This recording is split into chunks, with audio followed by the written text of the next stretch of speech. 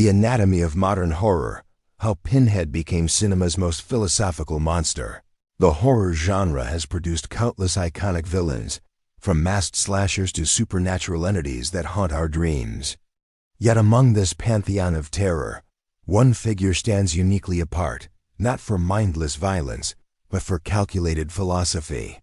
Pinhead, the lead Cenobite from the Hellraiser franchise, represents something far more unsettling than typical movie monsters: the intersection of pain, desire, and transcendence. Understanding this character requires examining both the creative origins and the deeper psychological themes that make him resonate across generations. Unlike villains who simply kill, Pinhead challenges our fundamental assumptions about pleasure, suffering, and the boundaries we're willing to cross in pursuit of experience. British author and filmmaker Clive Barker introduced the world to Pinhead through his 1986 novella, The Hellbound Heart, which he adapted into the 1987 film Hellraiser. Barker's background in avant-garde theater and visual arts informed his approach to horror, creating something that transcended conventional genre boundaries. His work explored the thin line between pleasure and pain, questioning whether extreme sensation itself might be the ultimate human experience. The character wasn't initially called Pinhead. That was a nickname used by the film crew. Barker referred to him simply as lead Cenobite, emphasizing his role as high priest rather than individual entity. This nomenclature matters because it positions the character not as a person, but as a concept made flesh. The theatrical precision of his appearance, the geometric patterns of pins in his skull, the leather vestments, the measured movements, all suggest ritual rather than chaos. Barker drew inspiration from S&M culture, Catholic imagery, and body modification practices to create beings that existed beyond conventional morality. The Cenobites aren't demons in the traditional Christian sense. They're explorers in the further regions of experience, angels to some, demons to others. This ambiguity makes them far more disturbing than straightforward evil. What makes Pinhead genuinely frightening isn't physical appearance but philosophical implication. The premise centers on the Lament Configuration, a puzzle box that, when solved, summons the Cenobites. Crucially, the box doesn't appear randomly. It finds those actively seeking extreme experiences, people who've exhausted conventional pleasures and hunger for something more. This mechanism transforms typical horror dynamics. Victims aren't innocent teenagers stumbling into danger. They're willing participants who've invited their own destruction. The box represents the ultimate expression of human curiosity and desire taken to its logical extreme. We want to know what lies beyond acceptable boundaries. We crave experiences that make us feel truly alive, even if that aliveness comes through suffering. From a psychological perspective, this taps into genuine human drives. Studies in behavioral psychology show that humans consistently underestimate risks when pursuing desired outcomes. We rationalize dangers, believing we'll somehow be the exception. The puzzle box literalizes this cognitive bias. I can solve this. I can handle what comes next. I'm different from everyone else who tried. Pinhead's most famous line crystallizes this. We have such sights to show you. Not threats, but promises. The Cenobites believe they're offering revelation, showing truth that lies beneath comfortable illusions. Whether this constitutes damnation or enlightenment depends entirely on perspective, and that ambiguity unsettles us far more than simple evil. Doug Bradley's portrayal across 8 Hellraiser films established Pinhead's defining characteristics: cultured British accent, measured speech patterns, philosophical rather than threatening dialogue. Bradley understood that restraint creates tension. Where other horror villains scream and rampage, Pinhead speaks in measured tones about the nature of suffering, making each appearance feel like an unsettling lecture. The first 2 films remain closest to Barker's original vision. Pinhead appears sparingly, more force of nature than character. He has no backstory, no motivation beyond serving his function. This unknowability enhances the fear he's incomprehensible, operating by rules we can't understand. Later sequels unfortunately humanized the character, revealing his origin as British soldier Elliot Spencer, showing internal conflicts, even temporary alliances with humans. While these backstories provided narrative content, they diminished the pure conceptual terror. The more we understood Pinhead's motivations, the less frightening he became. Mystery and incomprehensibility are essential to cosmic horror. The character found new life in comic books, particularly the Boom Studios series that expanded Cenobite mythology while maintaining philosophical depth. Written by sophisticated horror authors, these stories explored the Cenobites as a culture with hierarchies, theologies, and internal politics, horrifying bureaucracy governing suffering. This approach worked because it added complexity without reducing mystery about their ultimate nature and purpose. The Hellraiser universe presents pain not as punishment, but as communication. The Cenobites have transcended conventional existence, reaching a state where pleasure and pain become indistinguishable, where sensation itself, regardless of quality, becomes the point. This mirrors certain philosophical and mystical traditions that view intense experience, even suffering, as paths to enlightenment or transcendence. Gnosticism, with its emphasis on escaping material reality through forbidden knowledge, provides one framework. The Cenobites offer gnosis, direct experiential knowledge, but at a cost most can't comprehend until too late. They've achieved a kind of dark enlightenment, becoming beings of pure experience who've left humanity behind. Existentialist philosophy offers another lens. The puzzle box represents radical freedom, the ability to choose one's own meaning, even if that choice leads to destruction. Solving the box is an authentic act, a genuine choice that defines the solver's essence. The Cenobites simply enforce the consequences of that authentic choice. In existentialist terms, they're more honest than conventional society, which allows us to hide from the full implications of our desires. The body horror elements, hooks tearing flesh, grotesque modifications, the transformation of human bodies into living art reflect anxieties about bodily autonomy and integrity.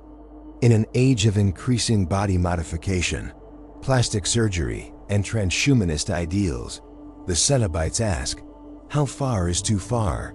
At what point does modification become destruction? And who decides? Pinhead entered popular culture at a specific moment, the late 1980s, when horror was dominated by slasher franchises with diminishing returns. Audiences had grown somewhat numb to masked killers stalking teenagers. Pinhead offered something different, intellectual horror that engaged the mind alongside visceral fears. The character influenced a generation of horror creators who recognized that sophisticated audiences wanted more than simple scares. Films like Event Horizon, Cube, and Martyrs owed debts to Hellraiser's philosophical approach. The idea that horror could explore genuine ideas while delivering genre thrills opened new creative possibilities. In Gothic and industrial subcultures, Pinhead became an icon. The aesthetic leather, piercings, body modification, BDSM imagery resonated with communities already exploring alternative relationships with pleasure, pain, and bodily autonomy. The Cenobites represented extreme versions of subcultural values, taking body modification and sensation-seeking to cosmic conclusions. Horror scholarship has devoted considerable attention to Hellraiser's gender politics. The series features strong female characters who prove equally capable of both victimization and villainy. The Cenobites themselves appear androgynous or beyond gender entirely, suggesting that their transcendence includes leaving sexual dimorphism behind. This challenges horror's typical gender dynamics and offers more complex representations. The Cenobites' realm, the Labyrinth, deserves attention as more than simple setting. In mythology, labyrinths represent journeys into the self, confrontations with what we've hidden in our psychological depths. The Minotaur at the center symbolizes the monstrous aspects of our own nature that we must eventually face. Hellraiser's Labyrinth operates similarly, but more literally. Those summoned there don't just face external tormentors, but confront their own desires made manifest. The hooks and chains that tear flesh represent the binding nature of obsession, how our hungers trap us. The endless corridors reflect how pursuing extreme experiences never satisfies. There's always another room, another sensation, another boundary to cross. The Labyrinth's ruler, Leviathan, depicted as a massive geometric shape radiating black light, represents pure order imposed through suffering. This entity suggests that behind reality's pleasant facade lies mathematical precision indifferent to human values. The comfort we take in natural laws and physical constants comes at the cost of acknowledging that the universe operates without concern for our well-being or desires. This cosmic indifference connects Hellraiser to H.P. Lovecraft's cosmic horror tradition, where humanity's insignificance in a vast, uncaring universe drives characters mad. But where Lovecraft's entities ignore humanity, the Cenobites engage directly, making the horror more intimate and personal. In our current cultural moment, Pinhead's themes feel increasingly relevant.